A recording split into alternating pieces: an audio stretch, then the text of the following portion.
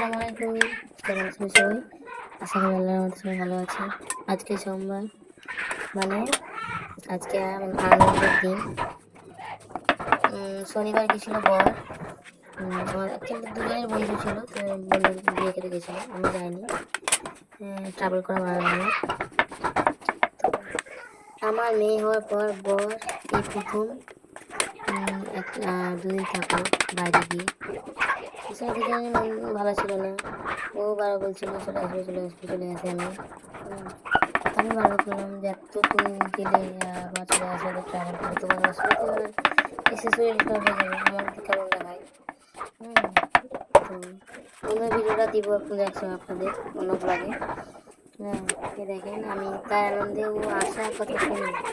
Actually ও আসছে আমাকে বলেনি, আমি আসতে আগে বলেছিলাম।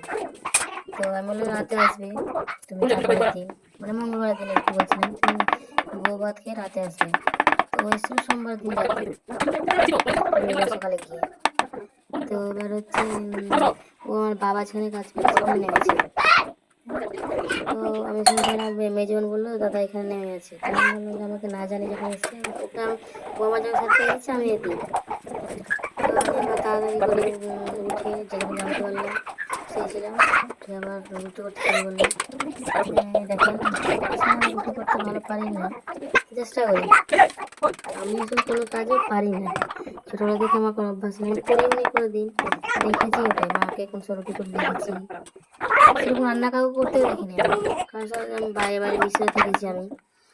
তো যেটুকু দেখেছি আমার মনে হয় আমি পারি। তারপরে হচ্ছে এখন আমি পারি বলতে আমাকে আমার বাবা বাড়িতে তুমি খারাপ পারো, এই বাড়িতে কোনো বলেনি আমাকে আমি কোনো খারাপ পারি কোনো কাজ পারি না বা খারাপ হয়েছে। আমি খারাপ করে তো বলতে চাই না, কারণ ওরা জানে যে আমি পারি। নতুন প্রথমবার বানিয়েছি ভালো হয়নি, ওরা বলে। দেখেন আমার রুটিগুলো গোল গোল না, মানে ইন্ডিয়া পাকিস্তানে যাচ্ছে, ওটা শ্রীলঙ্কা হয়ে যাচ্ছে। তা তাড়াহুড়ো আটটা মতো রুটি হচ্ছে, বেশি রুটি করবো না, তার মনে হয় 8টা করেছি, মানে 7টা 8টা করেছি রুটি। বাবা আর ও দুজনেই খাবে। তো দেখেন রুটিগুলো ফুলছে অনেক কিন্তু ভালো করে। তাকে না বাবা বলেছে আমাকে, না বাবা বলেছে রুটি ভালো হয়নি বা ফুলেনি। আমার শাশুড়ি আমার রুটি কেউ করতে পারে না, আমার মাও পারে না ভালো রুটি করতে। আমার শাশুড়ি আসলে পরিবার করে রুটি জানে না কি আটা দিয়ে, সেম আটা কিন্তু রুটি ভালো হয় না। আর আমার রুটি কেমন সাদা সাদা হয়, কেমন ফুলকো দিতে হয়। তারপর দেখেন রুটি করলাম, তো আমার মনে হলো যে ওটা লুচি খেতে ভালোবাসে। রুটির আটাটা নিয়ে 3টে রুটি ছিল, রুটির আটা ছিল, ওই 3টে রুটিকে ছোটো ছোটো করে ফুচকার মতো করে গ্লাসে কি করে দেখেন কি করছি। মিষ্টি মতো করলে অনেকগুলো হয়েছিল, একদম পাতলা পাতলা করে গ্লাসে কেটে কি সুন্দর ফুলছে সবগুলো ফুচকার মতো হয়ে। তারপর চলে আসলো বল, রুটি করতে করতে এসছে ও। তারপরে আমার জন্য গিফটও নিয়ে এসছে, সামনে ব্লগে দেখাবো দেখবেন কী কী নিয়ে এসছে আমার জন্য। তো বলছে আমি হেল্প করে দিই তোমাকে, আমি অনেকক্ষণ তো দাঁড়িয়েছে, তুমি দাঁড়াতে দিও না আমাকে। করতে আসলো, দাঁড়িয়ে দিয়েছে ও একটু হেল্প করে।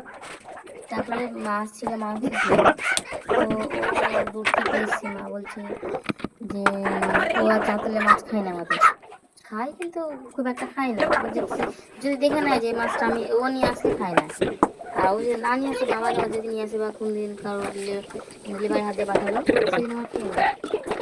যেহেতু ও নিয়ে এসে দেখেছে মাছটা কেমন, সেদিন না খাবে না। আর বলছে তো মাছ খায় না, তো মাংস দিবি, তো ডিম করলাম আবার। আমি যেভাবে করে দিই, আপনারা দেখেন আপনারা কীভাবে করেন, দেখেন আমি টমেটো ডিম টমেটো দিই।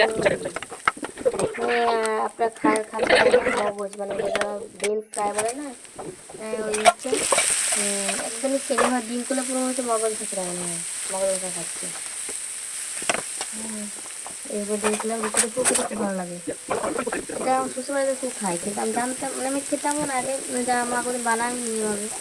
তো মা বললো, শাশুড়ি বললো এইভাবে বানিয়ে খুব ভালো লাগে রুটিগুলো, কিন্তু আমাকে ভালো লাগে, তো আমি এটা করি আর কি।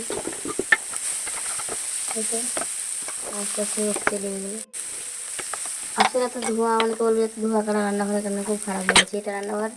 হচ্ছে অনেকদিন পর মা আসলে প্রায় 3-4 বছর থেকে রান্নাঘরটা খোলেইনি, দেখেইনি কি এরকম আছে না আছে, করেনি রান্না করেনি। এবার চাইলে ওনারা করে রান্না করা চাষটা ওখানে করেনি। ভিডিও ভালো হচ্ছিল না ওখানে, তাই ভাবলাম এখানে ঠিকঠাক না আছে এখানেই করি। আর এখানে সেট করেছি, তাই জন্য স্টিকার সব উঠে খারাপ হয়েছে, কালারটা খারাপ হয়ে গেছে। জানালাও করি, তাই জন্য আরও ধুলো হচ্ছিল। কি সুন্দর দিনটা হয়ে গেল কথা বলতে বলতে।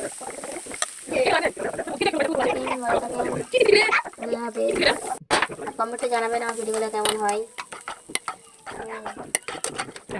সাবস্ক্রাইব করে দেবেন।